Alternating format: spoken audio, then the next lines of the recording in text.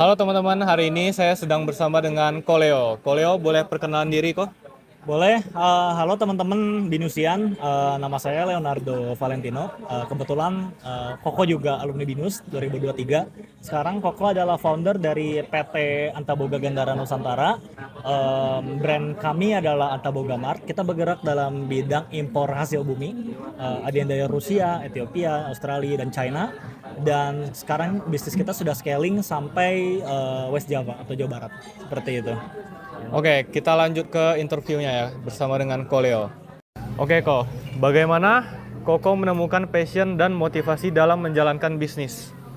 Jadi waktu awal-awal itu Koko sempat dikeluarin sama grup bisnis Koko.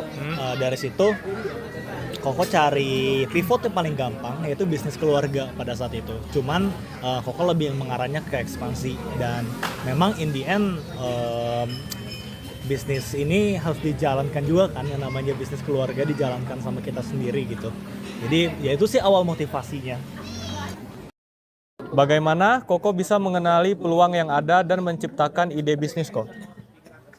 Untuk dari peluang yang ada adalah Koko cari sumber daya terdekat dan paling gampang digunakan pada saat itu, which is bisnis keluarga Koko sendiri. Cuman dari semua hambatan-hambatan yang ada di bisnis keluarga Koko, bagaimana Koko bisa memaksimalkan, dari situ Koko bisa berinovasi. Gimana sih cara problem solving pada saat itu? Yang jadi problem adalah jalur distribusi sembako dan hasil bumi kan. Baik Ko. Terus faktor apa yang membuat Koko itu pertama kali sadar nih Ko akan peluang bisnis terutama di industri rempah-rempah dan bahan kue Ko? Oke, itu gampang sih. Karena kita tinggal di Bandung, kota kuliner terbesar, salah satu kota kuliner terbesar di Indonesia ya. Dan juga yang namanya kebutuhan makanan kita tiap hari juga makan kan. Bener banget Ko. Iya, jadi selama orang di Bandung masih makan sate, batagor, dan bakso, bisnis ini, yang industri yang sama ini bisa berjalan terus seperti itu. Pertanyaan ketiga nih Ko, bagaimana nih cara Koko menganalisa feasibility analysis dari bisnis Koko? Kalau dari visibility analysis atau uji kelayakan itu, pertama yang Koko lihat adalah kapasitas modal. Oh iya benar. Sekarang Koko dibantu masih sama keluarga, dan kita juga ada Koko juga ada kapabilitas untuk memperoleh pinjaman dari bank. Makanya untuk dari segi modal kita udah ada waktu itu.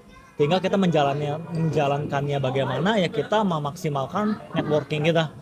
Jadi ketika modal, networking, dan operasional, tiga pilar tersebut sudah terbentuk, kita tinggal perjuangin promosinya.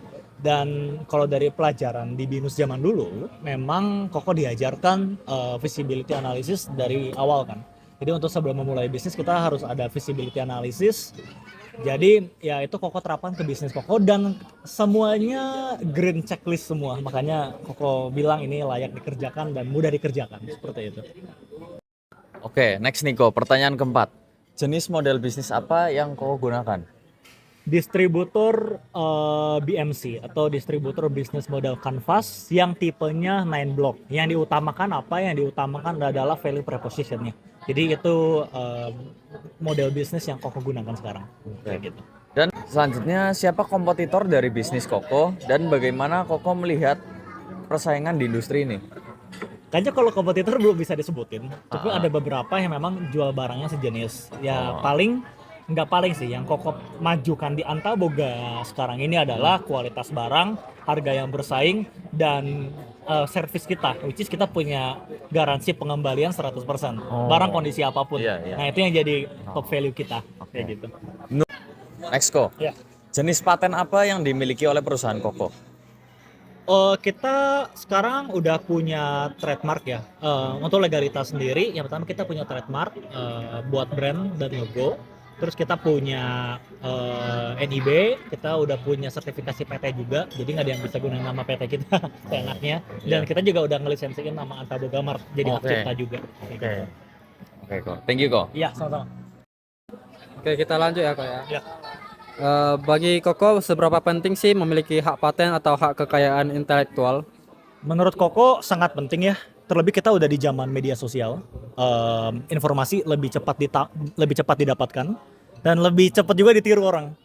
Jadi zaman sekarang tuh bisa niru brand seenaknya. Makanya dari itu kita butuh namanya hak cipta, hak paten buat menjaga identitas brand kita sendiri. Itu makanya sepenting itu. Iya. Selanjutnya, bagaimana cara Koko memprediksi masa depan dari bisnis Koko? Kalau lihat masa depan bisnis Koko sih bakal makin berjaya dong. Kayak gitu. Kita harapannya sih seperti itu. Tapi Koko juga sekarang ini kan skalanya masih kota Bandung ya. Koko pengen ke satu provinsi sebetulnya. Tapi kita ada beberapa tipe barang yang memang udah all out ke Indonesia juga kayak gitu. Jadi mungkin tujuan akhirnya adalah kita isi Nusantara.